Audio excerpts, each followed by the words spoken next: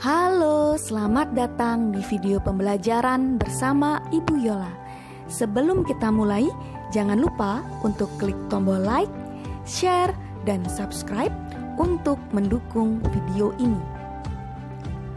Ayo belajar IPA kelas 4, tema 4, berbagai pekerjaan, subtema 2, pekerjaan di sekitarku. Kali ini kita akan belajar mengenai dampak iptek bagi sumber daya alam. Sumber daya alam adalah segala sesuatu yang terdapat di alam, baik itu yang bersifat hayati maupun non-hayati. Sumber daya alam juga dapat diolah sebaik mungkin oleh manusia jika dengan ilmu pengetahuan dan teknologi yang dapat memberikan tingkat taraf hidup manusia yang lebih baik dan efisien. Namun, ilmu pengetahuan dan teknologi juga dapat memberikan dampak yang positif dan negatif bagi sumber daya alam di muka bumi. Contoh hal yang bersifat positif yaitu kita dapat mengembangkan sumber daya alam dengan menggunakan berbagai teknologi yang mudah untuk mengolah sumber daya alam seperti pembibitan pohon menggunakan pupuk, bioteknologi, dan lain-lain. Dan contoh hal yang bersifat negatif seperti pencemaran lingkungan akibat tidak diperhatikannya kebersihan, menebang pohon dengan sembarangan, dan sebagainya.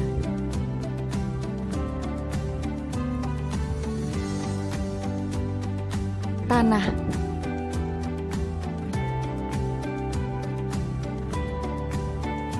Tanah merupakan suatu tataan yang memiliki sifat mudah berubah ketika tercampur dengan bahan kimia dan biologi. Dengan iptek, kini pertanian telah menggunakan teknologi modern seperti penggunaan alat traktor yang ada di sawah, yang zaman dahulu belum ada dan masih menggunakan alat tradisional seperti menggunakan hewan kerbau yang membajak sawah atau lahan mereka. Dampak positif dari iptek tanah. 1. Mempermudah pekerjaan seorang petani. 2. Mempercepat pekerjaan hasil penataan sawah. 3. Memperkecil resiko mudah lelah. Dampak negatif dari iptek tanah.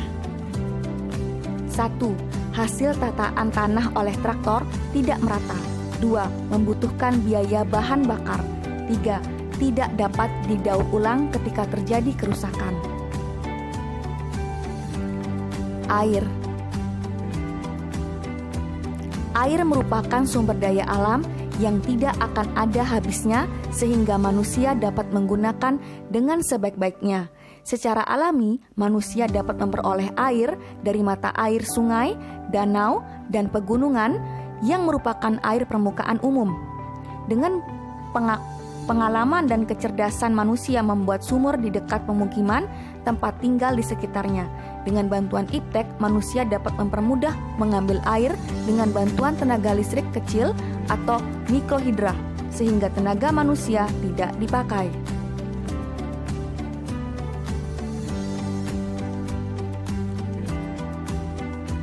Dampak positif dari iptek air. 1. Mempermudah pengambilan air dari dasar tanah yang dalam. 2. Tidak mengeluarkan tenaga. 3. Dapat memperoleh air dengan cepat dan mudah. 4. Meningkatkan taraf hidup manusia yang lebih baik. Dampak negatif dari iptek air. 1. Membutuhkan biaya yang cukup tinggi. 2. Membutuhkan listrik agar proses pompa air bisa cepat. 3. Membutuhkan bahan yang lebih mahal. Udara. Udara adalah suatu komponen atau sumber daya alam yang sangat dibutuhkan terutama bagi manusia, hewan, dan tumbuhan untuk berkelangsungan hidupnya. Udara memiliki komposisi gas oksigen 20%, karbon dioksida 0,03%. Komponen-komponen tersebut merupakan bahan baku yang sangat penting bagi keberlangsungan hidup organisme. Penggunaan iptek khususnya dalam bidang ilmu kedokteran, udara pun menjadi komponen yang sangat penting untuk mengisi tabung oksigen yang digunakan oleh pasien sakit yang membutuhkan oksigen. Bahan tambang. bahan tambang adalah salah satu komoditi kekayaan suatu negara dan pemanfaatan yang dilakukan secara maksimal tentu akan menghasilkan hasil yang maksimal. Dengan menggunakan iptek dalam rangka pemanfaatan sumber daya alam, banyak negara-negara yang menciptakan alat-alat canggih. Di Indonesia telah banyak bahan tambang antara lain minyak bumi, batu bara, timah, emas, dan lain-lain. Dengan adanya bahan tambang yang dimiliki suatu negara, maka akan banyak pula perindustrian yang mengolahnya.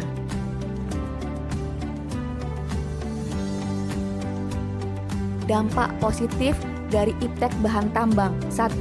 Dapat mempermudah pengambilan tambang. 2. Mempermudah pengolahan pertambangan secara efisien dan efektif. 3. Tidak terlalu menggunakan tenaga. 4. Cepat dalam proses pengambilan pertambangan.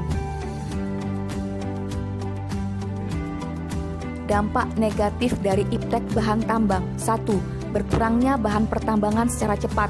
2. Kemungkinan pertambangan akan habis jika terus-menerus diambil.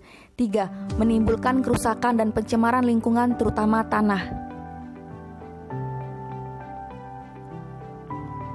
Tumbuhan. Tumbuhan merupakan makhluk hidup yang berdampingan hidup dengan manusia dan hewan. Dengan penggunaan iptek, tumbuhan pun bisa berkembang dengan baik seperti penggunaan bioteknologi, botani, dan lain-lain. Selain itu, juga jika tumbuhan dikembangkan dengan baik, maka nilai lingkungan yang dimiliki oleh suatu manusia akan memberikan hasil yang positif, yaitu lingkungan hidup bisa menjadi nyaman dan indah.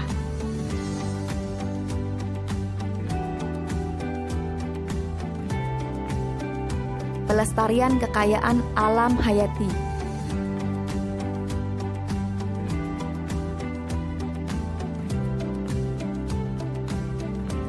Kekayaan alam hayati meliputi semua hewan dan tumbuhan. Dilihat dan dari sifatnya, hewan dan tumbuhan merupakan sumber daya alam terbarukan, yaitu sumber daya alam yang dapat diadakan lagi setelah digunakan. Hewan dan tumbuhan dapat diadakan lagi melalui usaha budidaya. Hewan dan tumbuhan sangat bermanfaat bagi kehidupan manusia. Beberapa fungsi pelestarian kekayaan alam hayati. Fungsi ekonomis adalah memenuhi kebutuhan pangan bagi manusia. Fungsi ekologis adalah menjaga kualitas lingkungan dan keseimbangan ekosistem. Fungsi edukatif adalah sebagai sumber belajar untuk menambah pengetahuan dan wawasan tentang kehidupan. Fungsi estetis adalah memperindah alam.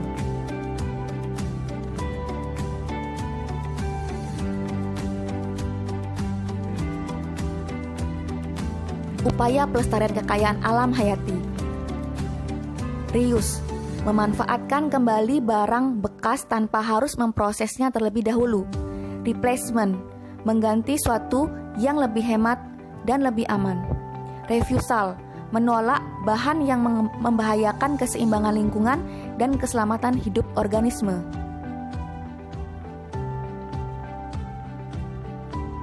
Repair, memperbaiki yang kurang sesuai.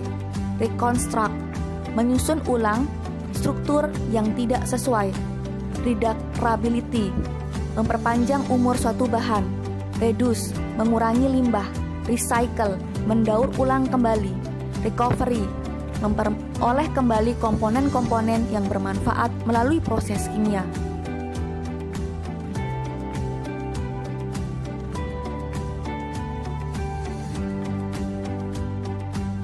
Terima kasih atas perhatian kalian pada video pembelajaran kali ini. Semoga video ini bermanfaat dan kalian dapat belajar dengan baik. Sampai jumpa pada video pembelajaran berikutnya.